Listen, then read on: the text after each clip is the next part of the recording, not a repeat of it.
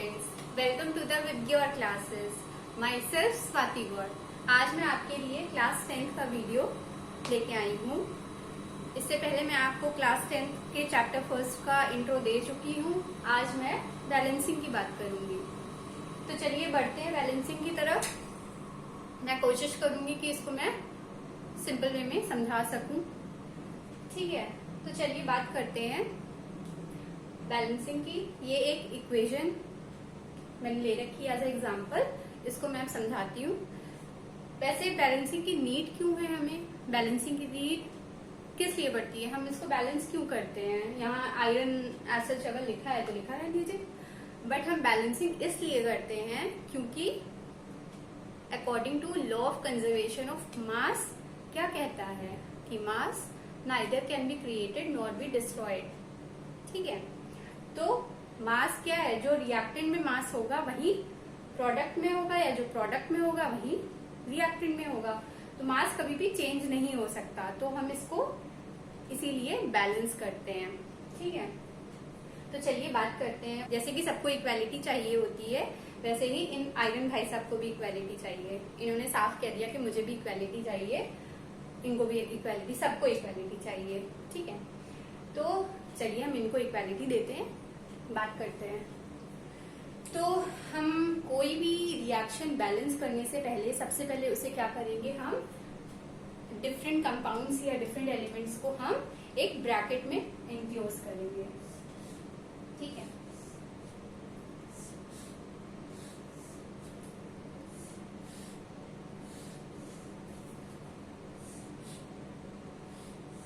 ये हम क्यों एनक्लोज करते हैं, क्योंकि हम नहीं चाहते हमसे रिएक्शन में कोई भी गलती हो। क्यों, हम जो भी ब्रैकेट के अंदर का मैटर है इसे हम चेंज नहीं कर सकते, हम इनके फॉर्मूला को चेंज नहीं कर सकते। हम जो भी चेंज करेंगे, जो भी बैलेंसिंग करेंगे, वो एज अ कोएफिशिएंट आगे नंबर्स पुट करके उसको बैलेंस करेंगे।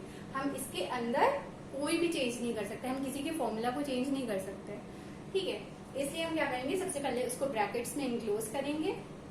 अब हम क्या कंसिडर करेंगे, अब हम देखेंगे कि जो कंपाउंड है उसको, जिसके पास सबसे ज्यादा एटम्स हैं, हम ऐसे कंपाउंड्स को कंसिडर करेंगे जिसके पास सबसे ज्यादा एटम होता है, उसको हम प्रेफरेंस देते हैं, उसको हम पहले बैलेंस करते हैं। तो यहाँ पे सबसे ज्यादा किसके पास एटम्स हैं, Fe3O4 के पास।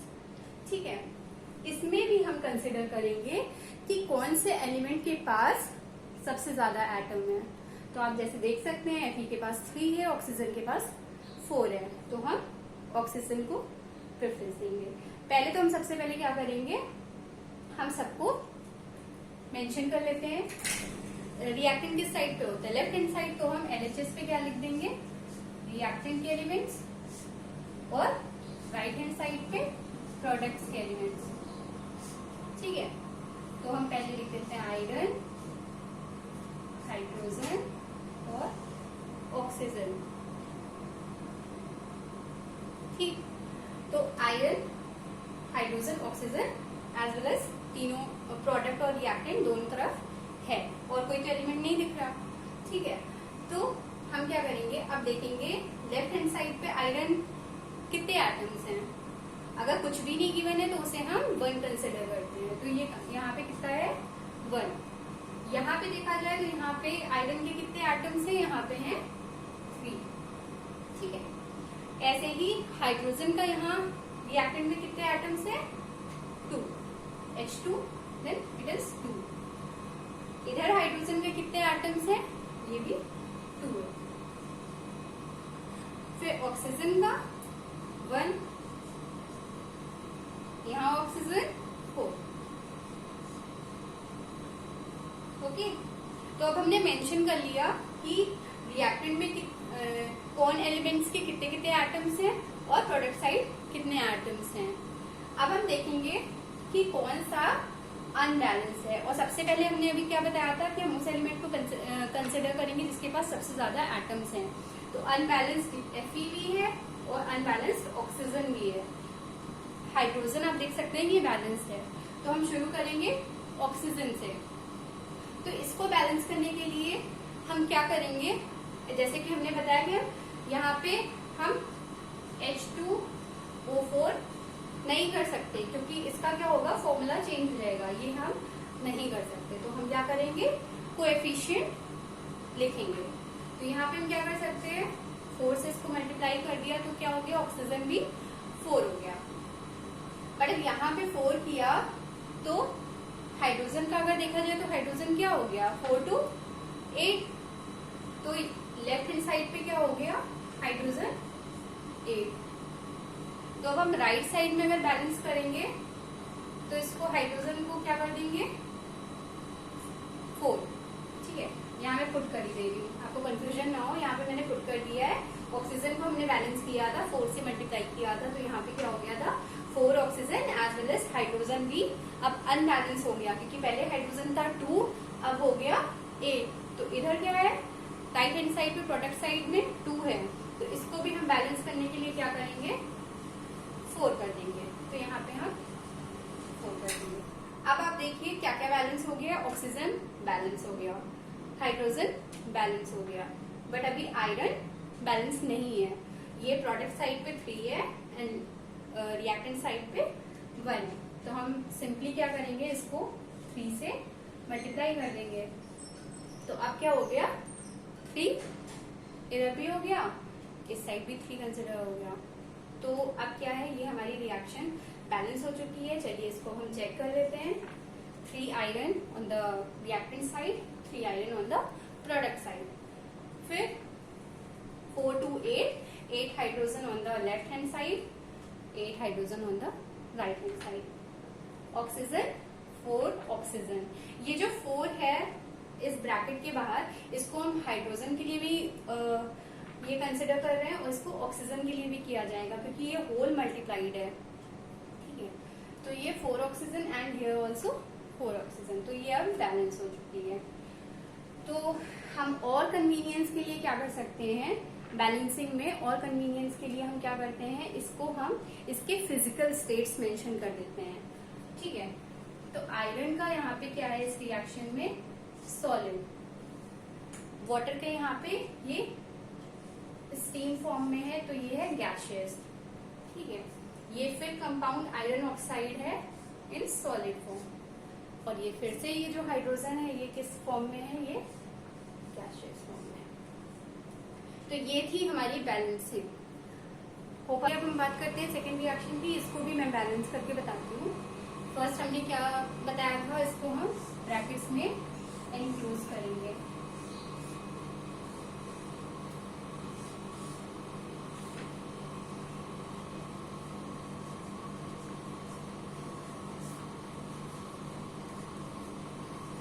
अब हम मेंशन करेंगे रिएक्टेंट्स और प्रोडक्ट्स के एलिमेंट्स कितने कितने हैं।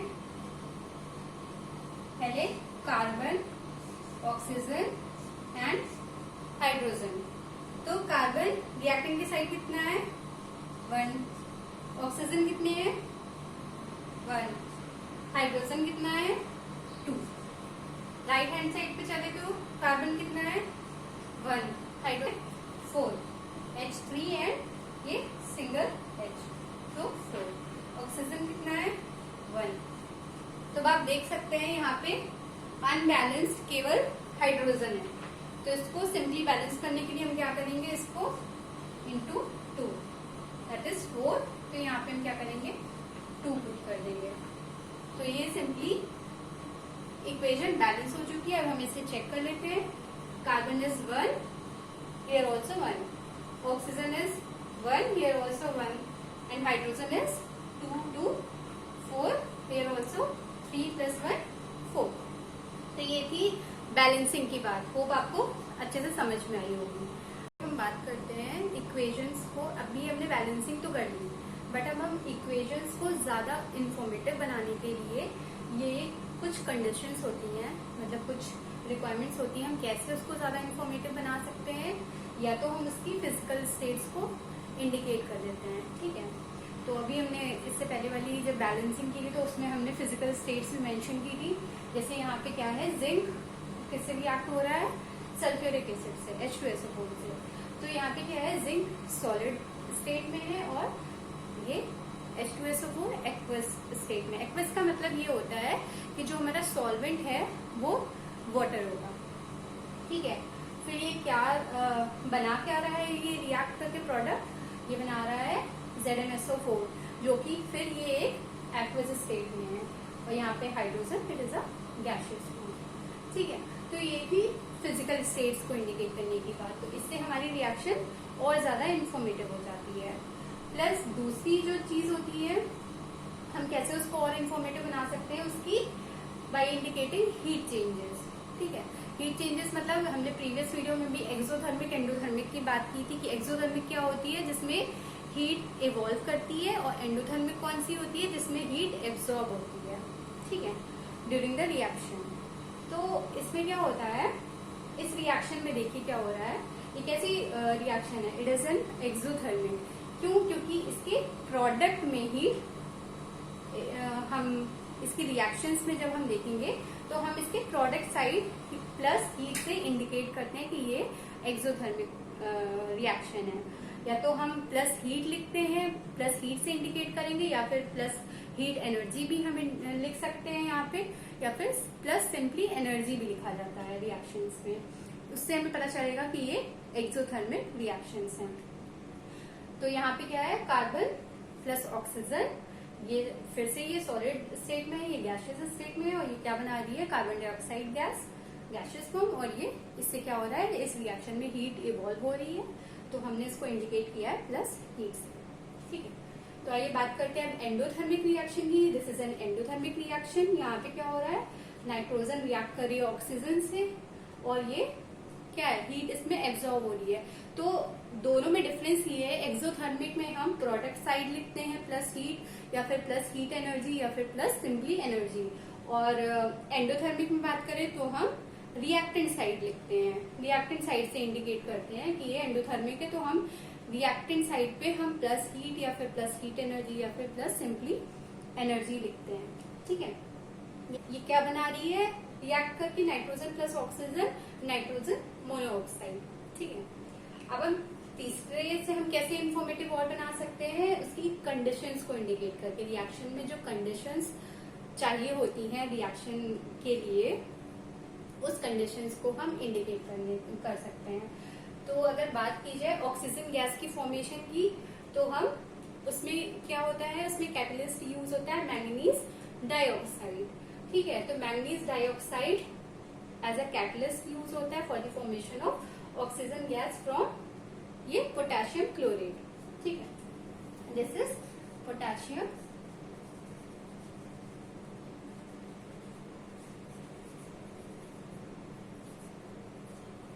तो ऑक्सीजन गैस फॉर्मेशन कैसे हो रही है, by the help of manganese dioxide. ये एज अ कैटलिस्ट यूज हो रहा है, और हम डेल्टा से क्या इंडिकेट करते हैं, हीट। तो इस रिएक्शन में क्या क्या रिक्वायरमेंट है, हीट की प्लस इस कैटलिस्ट की, मैंगनीज डाइऑक्साइड की, for the formation of oxygen gas. ठीक है, फ्रॉम पोटेशियम क्लोराइड। अब बात करते हैं मिथेनॉल प्रोडक्शन की। मिथेनॉल कैसे फॉर्म होती है, जब हम कार्बन मोनोऑक्साइड को हाइड्रोजन से रिएक्ट कराते हैं, और इन कंडीशंस की जरूरत होती है मिथेनॉल फॉर्मेशन में। क्या क्या कंडीशन की जरूरत होती है, इसके लिए 300 एटमॉस्फेरिक प्रेशर की नीड होती है, इसे 300 डिग्री सेल्सियस टेम्परेचर चाहिए होता है, और ये क्या है, कैटलिस्ट है,